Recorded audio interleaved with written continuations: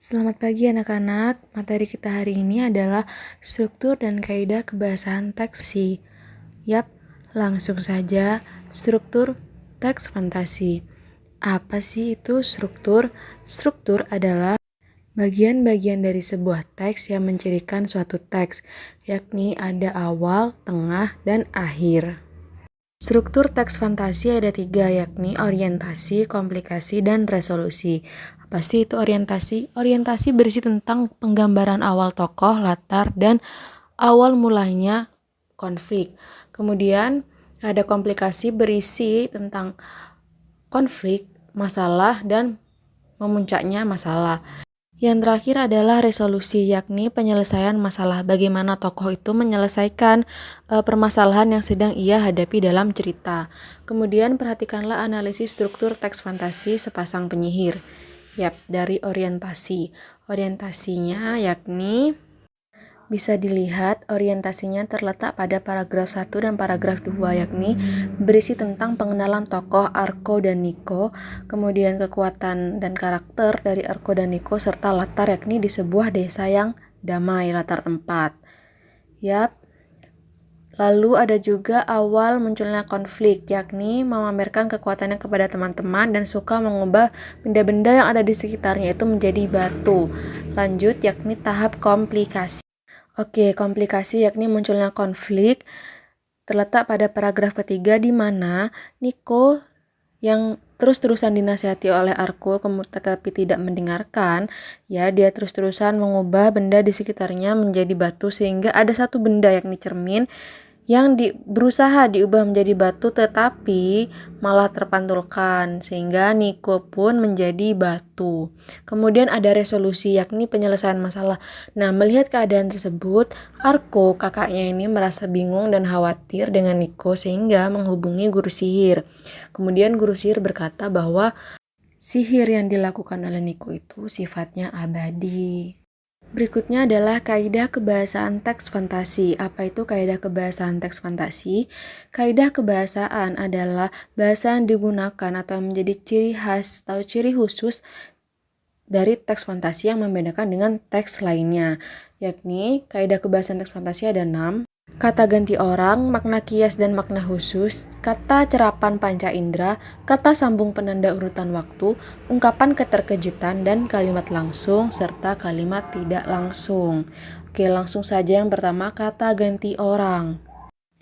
Kata ganti orang atau biasa disebut juga pronomina persona adalah jenis kata ganti yang digunakan untuk menggantikan kata benda atau persona, yakni orang dengan kata benda lain. Kemudian selanjutnya adalah contoh dari kata ganti. Yang pertama, kata ganti orang pertama tunggal, contohnya saya dan aku. Ada kata ganti orang pertama jamak, contohnya kami dan kita. Kata ganti orang kamu, anda, kau. Kata ganti orang kedua jamak, kalian. Kata ganti orang ketiga tunggal, dia, nama tokoh dan beliau. Kemudian kata ganti orang ketiga jamak yakni mereka. Selanjutnya ada kata cerapan atau panca indera. Kata cerapan atau panca indera adalah sebuah teks yang berisi kalimat yang membuat pembaca seolah-olah melihat, mendengar, dan merasakan.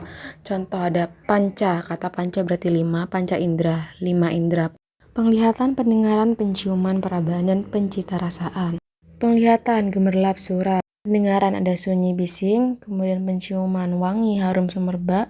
Perabaan, lembab, basah. Pencitraan, manis, asin, asam, pahit. Langsung saja pada contoh kalimatnya. Contoh 1, melihat keadaan kakaknya, Arko memberitahukan guru sihir, bla bla bla bla bla. Nah, memberitahukan guru sihir ini melihat keadaannya, berarti kata melihat menunjukkan bahwa menggunakan pencitraan penglihatan.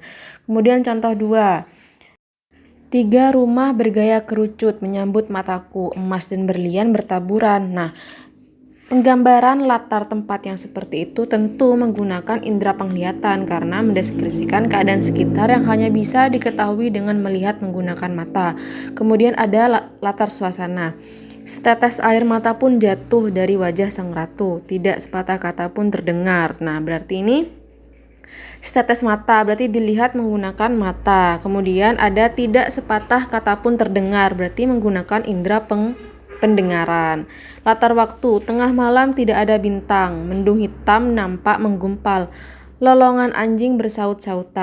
Nah, pendeskripsian tengah malam yang banyak bintang itu menggunakan indera penglihatan, kemudian mendengar suara anjing berarti menggunakan indera penglihatan. Kalau misal di situ ada kata suasananya itu malam hari yang dingin, itu berarti indera peraba. Kemudian selanjutnya adalah genggaman Alistair terlepas karena tangan Dewi. Nah, itu berarti kan sesuatu yang dapat dilihat. Oke, selanjutnya ada makna kias dan makna kias, yakni ungkapan yang bukan makna sebenarnya. Contoh, panjang tangan, bukan berarti itu tangannya panjang, tetapi ini ungkapan untuk orang yang suka mencuri. Buah tangan, oleh-oleh, buah bibir, jadi bahan pembicaraan atau gibah. Bermuka dua, tidak tetap pendiriannya. Ringan tangan, suka memukul, tebal muka, tidak punya rasa malu. Kemudian ada makna khusus, yang maknanya itu hanya bisa diartikan satu saja. Misal, menjinjing artinya ya barang yang dibawa menggunakan satu tangan. Kemudian contoh lainnya, langsung saja. Pertama ada contoh dari kata kias. Sani adalah anak yang hidup sebatang kara di kampung hijau. Sani suka sekali main tangan, karena itu dia selalu menjadi buah bibir oleh tetangga di sekitar. Sani merasa naik daun di kampungnya. Tanpa tahu penyebabnya, Sani terbawa suasana dan menjadi tinggi hati. Kemudian suatu hari dia bertemu Rara, si gadis desa di kampungnya. Ia jatuh hati kepadanya dan mengungkapkan perasaannya kepada Rara. Nah, kata yang bercetak tebal ini disebut dengan kata kias, sebatang kara, artinya hidup seorang diri. Main tangan, suka memukul, buah bibir menjadi bahan gibahan, naik daun artinya terkenal, tinggi hati, sombong, gadis desa artinya gadis yang paling cantik, kemudian jatuh hati artinya jatuh cinta. Selanjutnya adalah contoh dari kata khusus. Contoh 1, Dana menjinjing ya. Kata menjinjing, kata khusus karena sudah jelas menjinjing itu membawa barang menggunakan tangan yang dijinjing ya.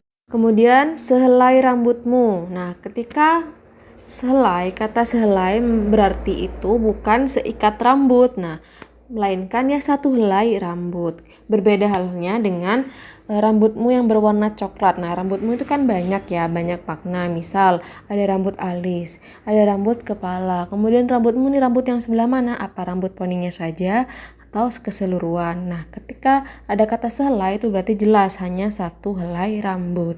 Kemudian contoh 3, alien itu berhidung mancung. Mancung sudah jelas ya, artinya hidungnya itu tidak pesek ya. Intinya mancung ya. Kemudian mengendus berbeda dengan membau. Membau itu kan ada banyak macamnya, yakni cabangnya ada mengendus. Kenapa ibu bilang mengendus itu sebagai kata khusus? Karena sesuatu yang dilakukan dalam bentuk mengendus itu hanya tertuju pada hewan. Hewan itu yakni anjing. Tidak ada manusia yang mengendus. Manusia itu adanya membau. Membau itu yang bagaimana ya? Mencium itu tadi contohnya. Oke, selanjutnya adalah kata sambung penanda urutan waktu, yakni tanda contohnya setelah itu, kemudian, sementara itu, bersamaan dengan itu, tiba-tiba, ketika, sebelum, sampai. Langsung saja contoh pertama. Melihat keadaan kakaknya, Arko memberitahukan guru sihir, kemudian meminta bantuannya. Kata kemudian yang bercetak tebal menandakan kata sambung penanda urutan waktu atau konjungsi waktu. Contoh 2, 100 abad. Nah, itu konjungsi waktu. Setiap 1 Mei, berawal dari, kemudian ada tahun 1806. Ada lagi juga berawal dari, sejak April, dan kemudian sampai pada 1 Mei. Nah, penanda waktu yang ada di dalam kolom itu merupakan salah satu contoh dalam kalimat. Nah, misalnya, tadi pagi Arko membeli susu di pasar. Nah, kata tadi pagi itu merupakan konjungsi waktu atau kata sambung penanda urutan waktu. Misalnya seminggu yang lalu atau lusa atau bulan depan anak-anak kelas 9 akan mengadakan ujian praktik. Nah, kata bulan depan ini menandakan kata sambung penanda urutan waktu atau konjungsi waktu. Seperti itu. Selanjutnya adalah ungkapan keterkejutan. Berfungsi untuk menggerakkan sekaligus menambahkan efek yang dramatis.